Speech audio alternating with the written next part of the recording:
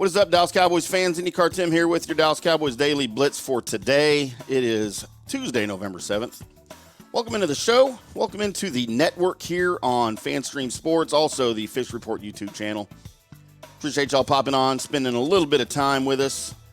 It is week 9 in the NFL. The Cowboys are going to welcome the New York Giants into town, who are no doubt looking for a little bit of revenge from that embarrassment of a 40-0 loss to the Cowboys in week 1, where literally everything that could go wrong did go wrong for the Giants. Thanks to the Cowboys defense that day, of course.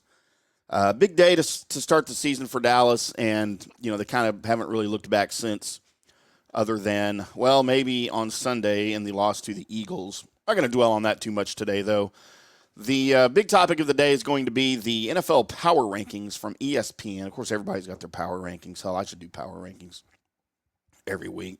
I mean, just about as much as all this other stuff does. But the power rankings for the Cowboys, I thought, was a little bit significant this week because of the massive drop in their positioning. Heading into the Eagles game, Dallas was ranked 4th in the almost in the nation, like their a college team being ranked. They were ranked number 4 by ESPN heading into last week. And this week, after the loss to the Eagles, which I didn't think was a bad loss. Does anybody think that was a bad loss? I mean, it's not the San Francisco loss. It's certainly not the Cardinals loss.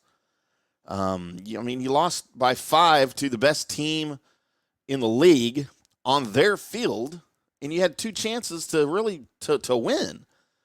So I didn't think it was a loss. So maybe this ranking is a little controversial, or controversial, however you say that word where you live. But the Cowboys have dropped all the way to number 9 from number 4. They dropped 5 spots. They've also, ESPN did announce who their midseason team MVP is. And I don't know who you would be guessing. There's really one guy I think that could be considered the team MVP, and if you're going to go with an offensive player, if you're going defense, I don't know who your options would be. Obviously, Micah Parsons would be up there. Deron Bland, maybe if you go defense. Deron Bland's having a really, really good year. He's having a really good couple of years, actually. But there's nobody really to me that stands out on defense over the other ones. There are a bunch of guys having great seasons on defense, but I can't just pick one off the top of my head. But on offense, certainly, CeeDee Lamb has been your guy. And that is who ESPN picked for their midseason, let me qualify this, non-quarterback MVP, all right? I don't know that they would pick, if you just went with an overall offensive MVP, would it be Dak? I mean, he's having a good year statistically. And, that's kind of where they take these numbers from to make these decisions, but I don't know that I wouldn't pick Lamb anyway, even if Dak was in the conversation, as of course they picked their non-quarterback team MVPs. Their quote from the article, this is from Todd Archer over at ESPN. Quote, Dak is on pace to set the Cowboys record for did I say Dak? Sorry, let me start over. Quote, Lamb is on pace to set the Cowboys record for catches with 121 and yards, 1,751 in a single season, surpassing Hall of Famer Michael Irvin. He has put up back-to-back 150-yard receiving games, the first Dallas receiver to do that since Miles Austin in 2009. Wow, there's a name from the past. He has 14 100-yard receiving games in his career, trailing only Hall of Famer Bob Hayes with 15, despite the extra attention from defenses. Lamb is still making a ton of plays, whether lining up outside or in the slot, end quote. Again, that's from Todd Archer with ESPN.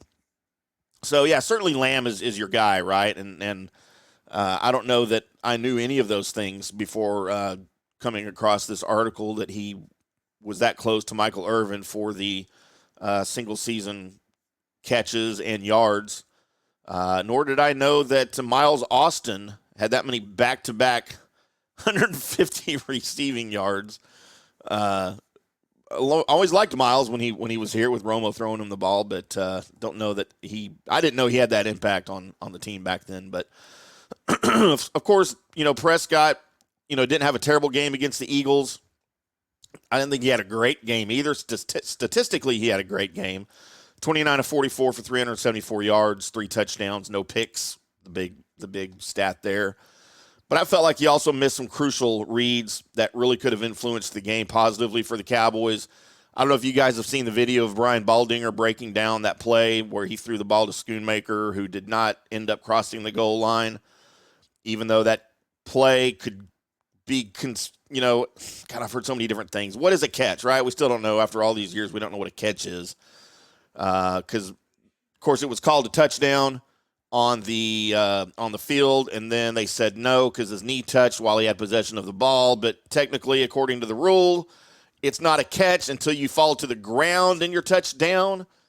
There's like a loophole somewhere in there. So by that part of the rule, it would have been a touchdown.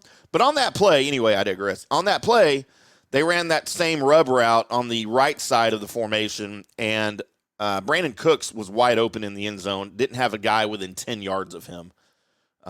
And Dak didn't read that side of the field. He went to, for some reason, Schoonmaker, the rookie, who ran a terrible route on that play, giving the defender an easy line, an easy angle to the ball. But anyway, that might have been Prescott's most blatant misread of the day, and it could have cost him the game. I mean, who knows what happens after that? But anyway, Cowboys fall from number 9 to from number 4 to number 9 in the power rankings.